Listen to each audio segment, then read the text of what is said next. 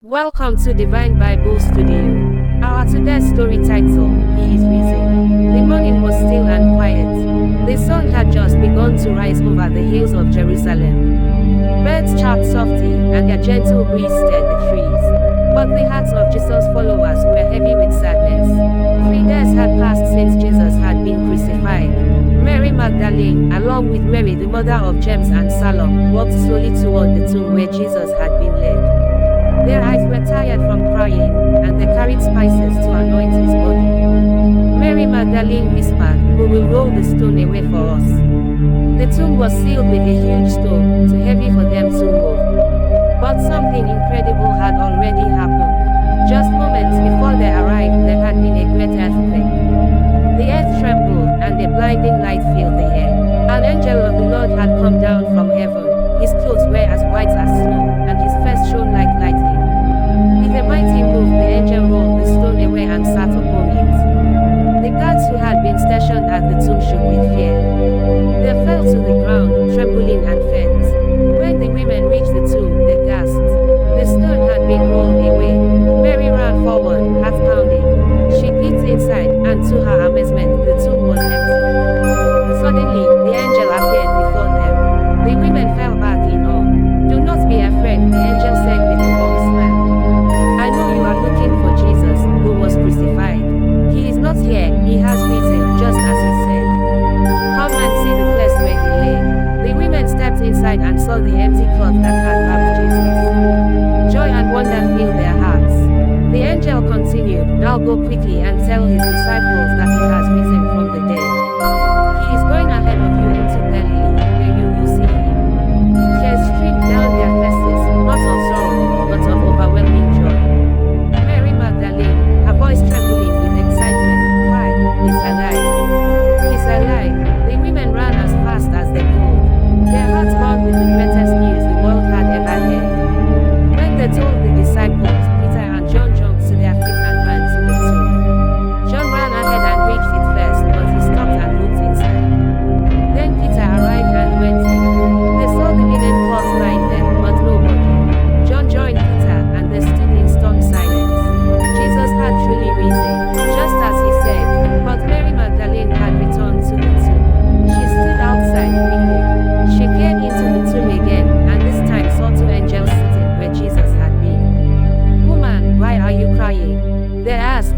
"They have taken my Lord," she sobbed, "and I don't know where they have laid him." Then she turned around and saw a man standing there. She didn't recognize him at first. "Woman," he said gently, "why are you crying? Who are you seeking?" Thinking he was the gardener, Mary replied, "Sir, if you have carried him away, please tell me where you have put him." Then the man said her name, Mary.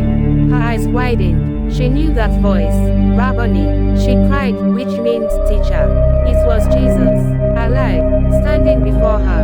"Do not hold on to me," Jesus said kindly. "Go to my brothers and tell them, I am ascending to my Father and your Father, to my God and your God." Mary ran to the disciples with the news, shouting with joy, "I have seen the Lord."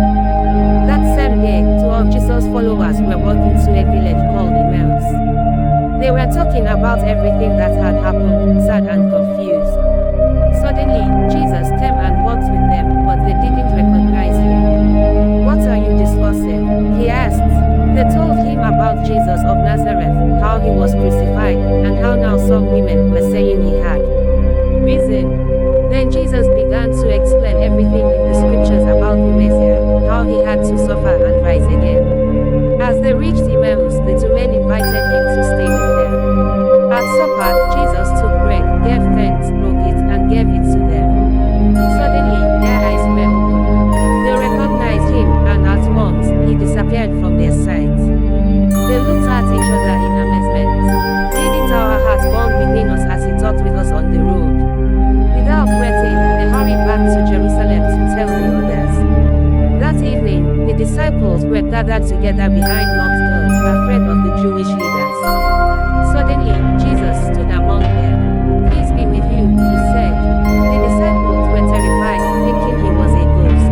But Jesus showed them his hands and his side. "Look at my hands and feet. It is I myself. Touch me and see." He even had some fish in front of them